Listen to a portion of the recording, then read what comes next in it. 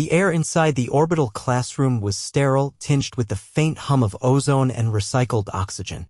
Rows of transparent panels separated students into their own study spaces, each tailored for their species' needs.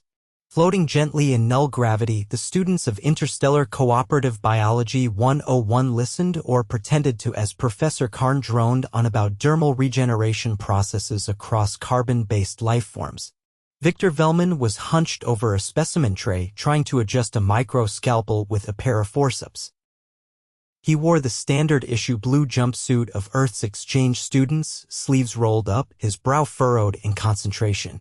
It was his third week on the orbital campus, and he was still getting used to the way everything floated if you weren't paying attention. To his left hovered Jill, a translucent skinned being from the Ethexi cluster. Jill had no visible eyes, but always seemed to be watching.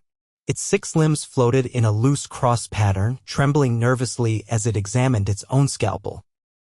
"Victor," Jill said, voice modulated and smooth, "you are holding the instrument at a reckless angle. You may puncture the dermis layer too deeply." "I'm being careful," Victor muttered, adjusting his grip. "Just need a bit more." The scalpel slipped. It sliced through the synthetic dermal layer on the training slab, then through the polymer tray and finally caught the edge of Victor's forearm. A thin red line bloomed immediately, followed by a swift, sharp sting. Victor flinched. "Ah, crap." Blood beaded quickly. Then it streamed. Jill let out a shrill, warbling tone that echoed across its comm unit. The sound was echoed by 3 other students nearby. A green-furred being named Pelso began flailing its tendrils in what Victor had learned was a panic reflex. Another student, a tall, crystalline-bodied being named Ralji, immediately activated a distress beacon on its wrist. "Injury protocol," Jill cried. "Human dermal rupture. External bleeding detected. This is catastrophic." Victor pressed his palm against the cut and shook his head. "It's not that bad. Just a gash. Your fluids are escaping," Pelso shouted, voice trembling. "You are leaking vital internal materials." Professor Karn, who had been instructing a group of floating drones across the room, turned abruptly. "What is happening?" "Victor has sliced himself," Ralji said, glowing faintly red. "He is hemorrhaging." Karn immediately floated over, his long segmented limbs weaving through the air. "Do not move, human. Emergency nanogel will be administered. You may go into shock." Victor looked down at his arm. The cut was about 3 inches long and fairly deep, but he'd had worse skateboarding as a teenager. Whoa. I don't need nanogel. Just give me a mech it." "Mech it?" Jill echoed. "You intend to repair yourself?" Victor grinned despite the pain. "Yeah. I'll patch it up myself." There was a moment of stunned silence. "No," Karn said. "You must be stabilized immediately. Your race has a high susceptibility to trauma-induced complications. Internal clotting failure, infection, fluid loss. I know my own biology," Professor Victor said, floating toward the wall panel where the emergency supplies were kept. "It's not deep enough to need stitches. Just antiseptic and a wrap." "You intend to treat an open wound with cloth?" Ralji gasped. "We must put you into stasis." "No, you must not," Victor said, already pulling open the compartment. The mech floated out and he caught it with his good hand. "Look, we've been patching ourselves up for centuries. I just need a minute." Victor opened the kit and pulled out a packet of antiseptic foam. He winced as he applied it. "See?" he said through gritted teeth. "Not dead yet." Jill floated closer. "This is highly irregular. Are you certain you are not in distress?" "I'm in pain," Victor admitted. "But not in trouble." Karn hovered, watching intently as Victor wrapped gauze around his arm. "Human, you are not qualified to perform medical care. Your kind's medical systems are primitive, are they not?" Victor raised an eyebrow. "We've got hospitals. We've got doctors." "But for something like this?" "Yeah, we handle it ourselves. I have never seen an organism calmly address its own injury without sedation," Ralji said, voice quieter now. Victor tightened the bandage and flexed his fingers. "Welcome to humanity." The rest of the class stared, stunned. Victor drifted back to his station and adjusted the scalpel on the tray, this time with his left hand. Are you certain you should continue the lab? Karn asked. I'm not wasting the rest of class. I'll be fine. Jill floated beside him, silent for a long moment. Your resilience is confusing. Victor chuckled. You should see us when we get the flu. Later that day, Victor was in the station's common area, arm still wrapped, sipping from a pouch of orange electrolyte drink. He had declined the offer of a private recovery chamber, to the horror of the alien staff. Victor, Jill said as it approached, your wound, has it worsened? Nope, Victor replied. Still sore, but the bleeding stopped. I'll head to the med bay later for a check, just in case. We reviewed your species' standard medical procedures, Jill said. You do not rely on regenerative gel or tissue cloning for minor injuries. Nope. Antiseptic, gauze, maybe stitches if it's bad. That's the usual. Jill hovered in silence, then asked, why do you not use safer, faster methods? Victor leaned back. Because we didn't have them for most of our history. We learned to survive with what we had. Pain's part of that. Teaches you to be careful. Jill tilted slightly. You fear pain less than we expected.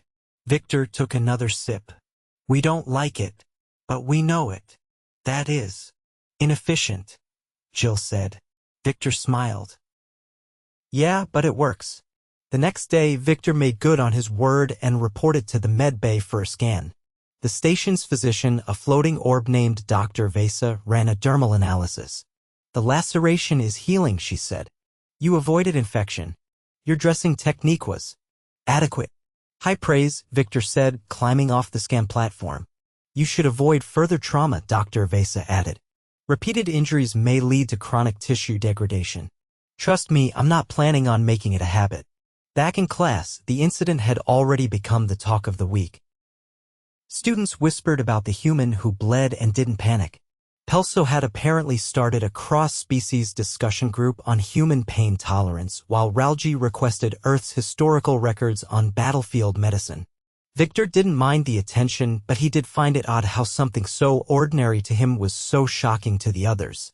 It made him realize just how differently humans saw themselves and how differently others saw them. Jill floated beside him at lunch later that week. I acquired a human bandage, it said. I wish to understand how it functions. Victor took the roll of gauze and unwrapped a section. Here. Sticky side down. Wrap tight, but not too tight. You want to stop the bleeding, not cut off circulation. Jill watched intently as Victor demonstrated on his uninjured arm. You do this often? It asked. Often enough. I played hockey as a kid. Lots of scrapes.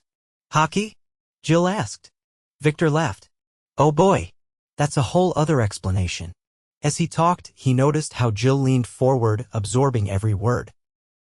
Maybe it wasn't just the resilience that fascinated the others, maybe it was the way humans adapted. Improvised. Made do with what they had. And maybe, just maybe, they could teach each other more than just dermal biology. A week later, the class was assigned a group project, simulate emergency first aid on a shared specimen. The goal was to understand cross-species medical response. Victor's group, naturally, included Jill, Ralji, and Pelso. They floated around the assignment table, staring at the artificial organism which had been pre-programmed to simulate wounds and distress. Begin the sequence, Ralji said. The specimen's skin ruptured, releasing a greenish fluid. Its pulse monitor flashed red. Pelso yelped. It is exsanguinating. Victor grabbed the pressure applicator and pressed it over the wound. We stopped the bleeding first.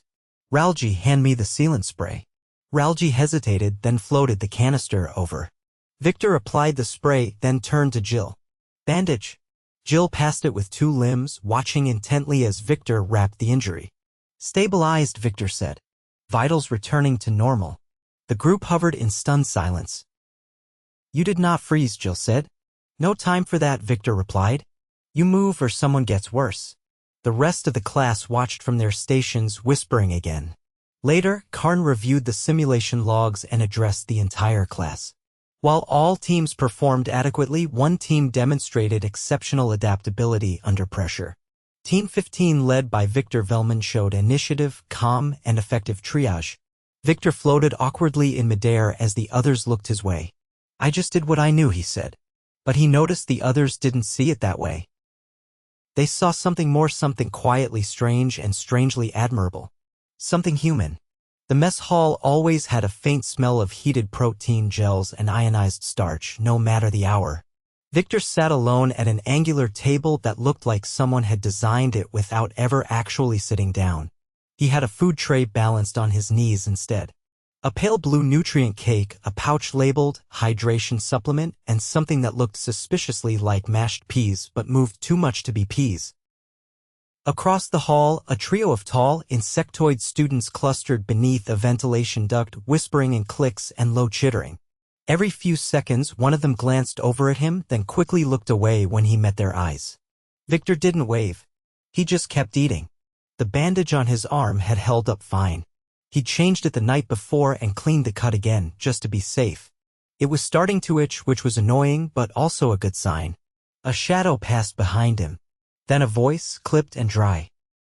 You intentionally did not request assisted healing again. Victor didn't look up. Good morning, Ralji. It is late afternoon, right? Ralji took the seat across from him, legs folding beneath itself like a metallic praying mantis. The creature's crystalline surface shimmered slightly in the overhead light. You are aware that even minor wounds may lead to systemic complications, especially if improperly dressed.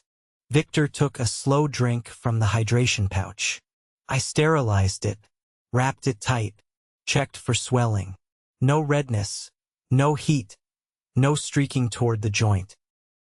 I'm not being reckless. Ralji paused. You memorized infection indicators? Yeah. We don't have auto-diagnostic skin patches or smart gel at home. We learn what to watch for. That level of monitoring is expected only from trained personnel. We're trained. Just early. You fall off your bike enough times, you learn the signs. Ralji leaned forward slightly. I researched pediatrics on Earth. Your young are frequently exposed to traumatic events without immediate intervention. Not traumatic, Victor said, cutting his cake into smaller bites. Just part of growing up. You permit your juveniles to experience injury? Victor looked up now. We don't exactly aim for it, but yeah. Scrapes, bruises, sometimes worse. It's how we learn limits. What we can push through and what needs help. Ralji's internal lights pulsed once. You deliberately allow physiological consequences to instruct behavior. Yeah. Pain's a feedback loop. Teaches you faster than a lecture. There was a pause, filled only by the distant clatter of a dropped utensil. That is inefficient. Says who? Victor grinned, then took another bite of the nutrient cake. We've made it work. Ralji shifted its upper limbs. We are discussing your physiology during today's comparative systems seminar. Your presence is requested. Victor raised an eyebrow. So I'm a case study now. You are an anomaly. An instructive one. He stood, tray in hand. Let me guess. Everyone's expecting me to bleed again. No, Ralji said. They expect you to explain why you didn't panic when you did. Victor tossed the tray into the disposal chute. All right. Let's go teach a class how not to lose their heads. The seminar room wasn't like a normal lecture hall. It was tiered in concentric rings, each level rotating independently to orient students toward the center. The central platform hovered a few feet off the floor and currently held a holographic model of a human circulatory system spinning slowly, heart to toes. Dozens of beings, some floating, some perched, a few in sealed chambers, watched as Victor stepped onto the platform.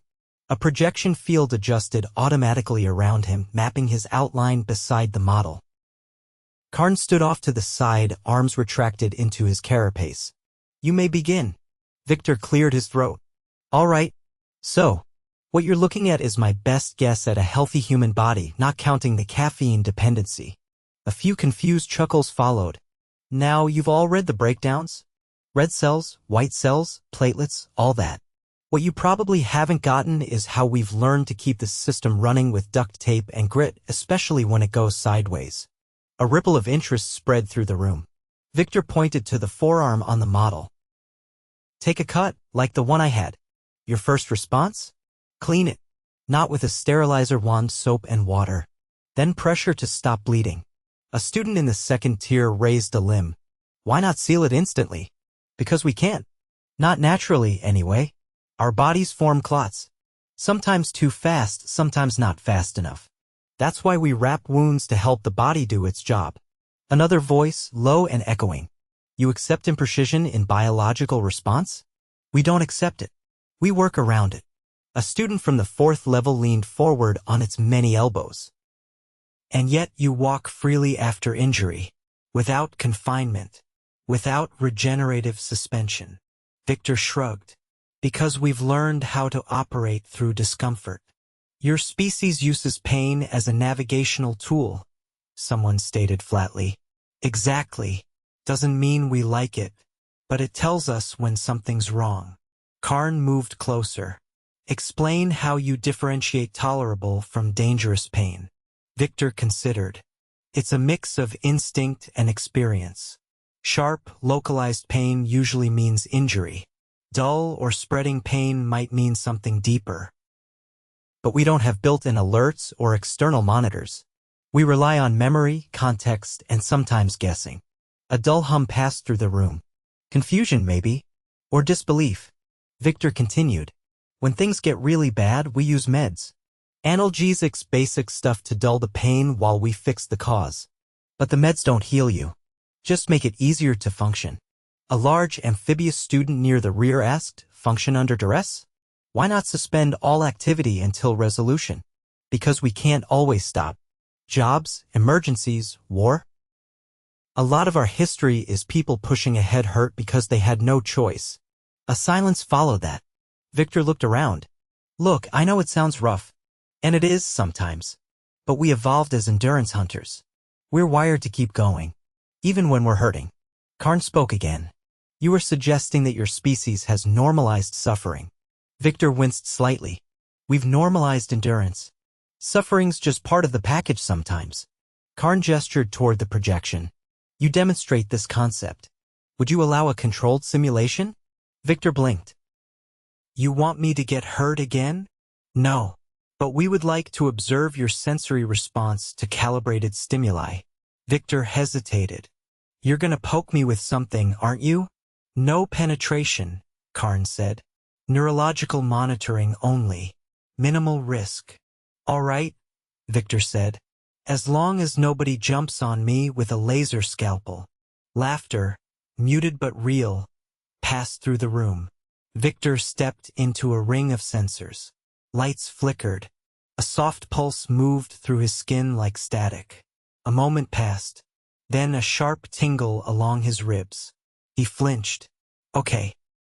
That one felt like licking a 9-volt battery. Response noted, said a voice from the wall. Another pulse. This time down his left leg. Not painful, just weird. He shifted his weight. Feels like when your foot falls asleep.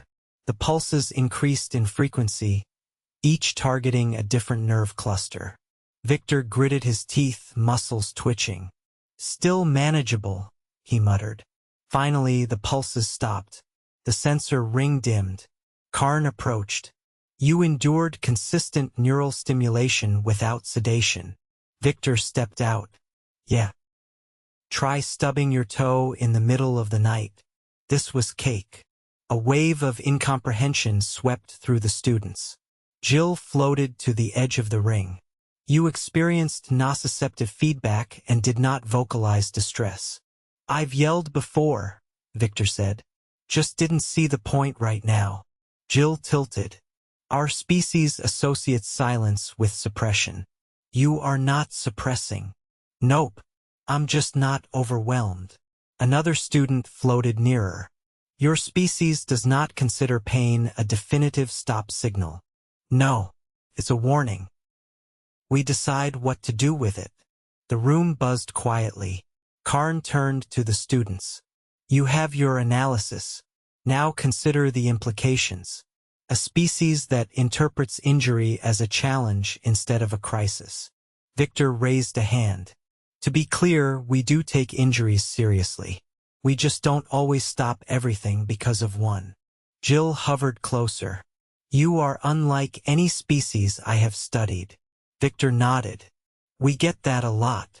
The students dispersed slowly, murmuring in their native tones. Victor lingered on the platform, flexing his fingers. Are you well? Jill asked. Just a little static left in my wrist. No biggie. They floated side by side for a moment. You truly believe pain can be useful? Victor looked at his arm. It's not pleasant.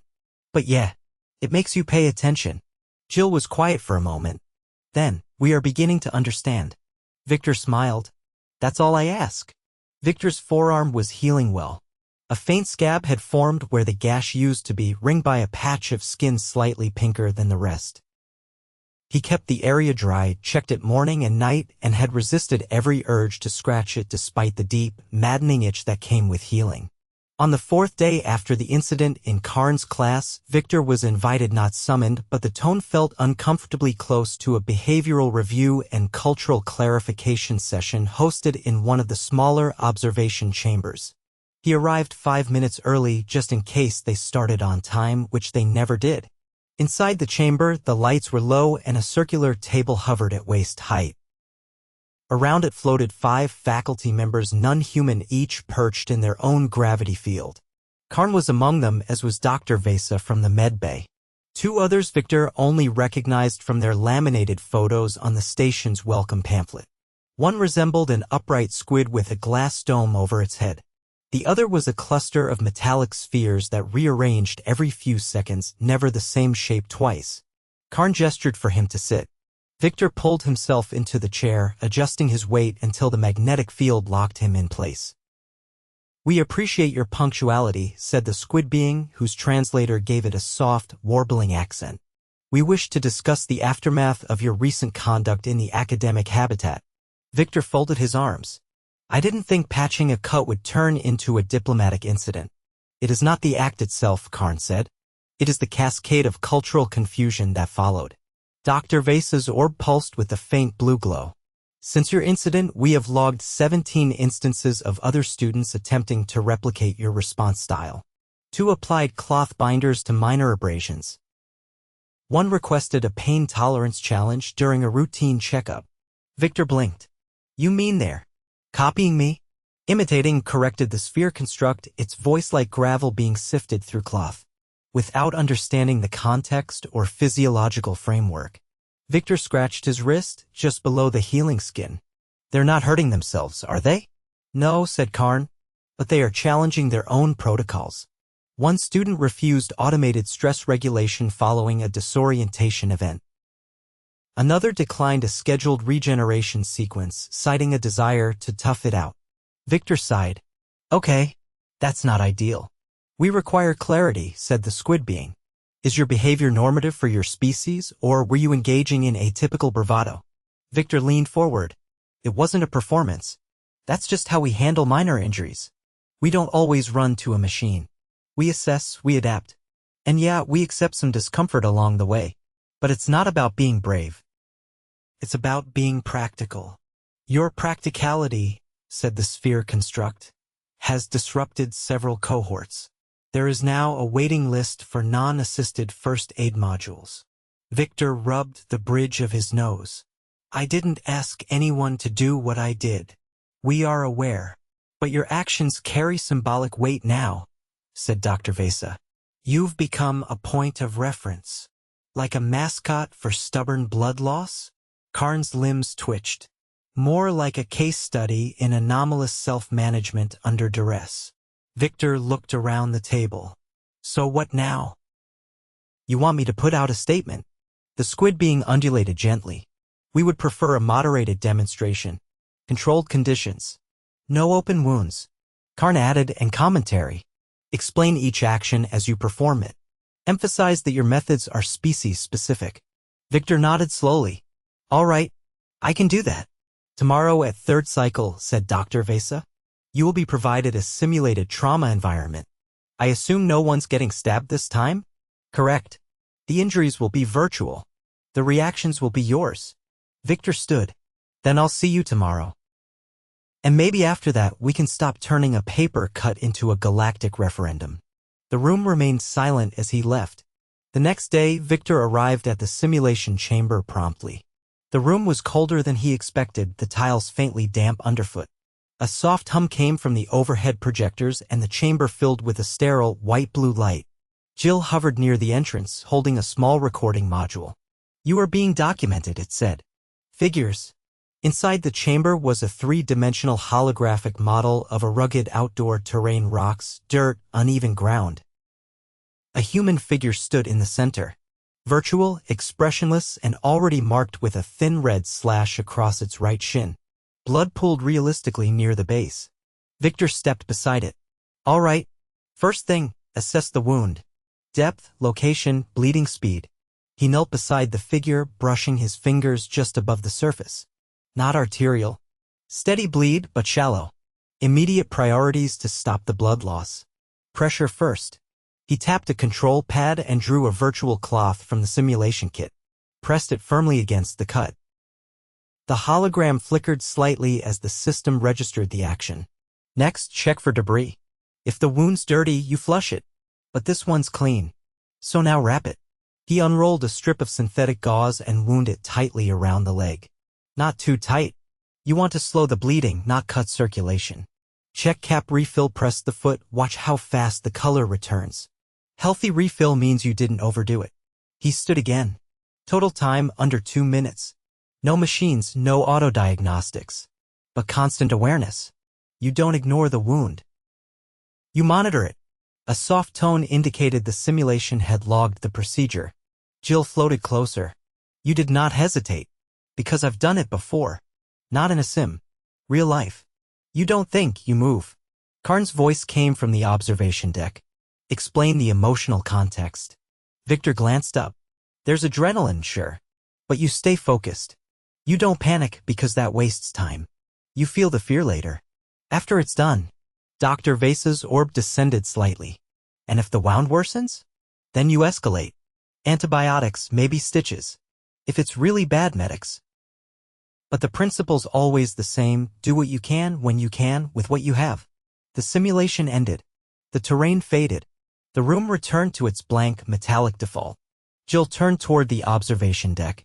"Do you consider this sufficient clarification?" Karn's limbs shifted. "It is instructive." Victor tucked his hands into his jumpsuit pockets. "So can we stop calling it reckless now?" "We will amend the classification," said Dr. Vasa. "From reckless to culturally contextualized adaptive response." Victor chuckled. "Catchy." Later that evening, back in the common area, the atmosphere was quieter. No stares. No whispers. Just the usual hum of idle conversations and the occasional hiss of a food dispenser. Pelso approached, carrying a tray of gelatinous food cubes. "I applied a bandage to a static abrasion on my manipulator limb earlier," it said. Victor raised an eyebrow. "Yeah? I did not request regeneration. I monitored for signs of inflammation. As you described." Victor took a sip of something vaguely citrus-flavored. "And? It was tolerable." "Enlightening. Glad to hear it." Jill floated nearby. "There is now a waiting list for the elective survival strategies module. Attendance has tripled." Victor looked up. "Because of me? Because you demonstrated that discomfort is not always an emergency." He leaned back in his chair. "Funny. Back home, we just called it Tuesday." Jill tilted slightly in midair. "Your species is strange." Victor grinned. "We get by. And this time, no one panicked.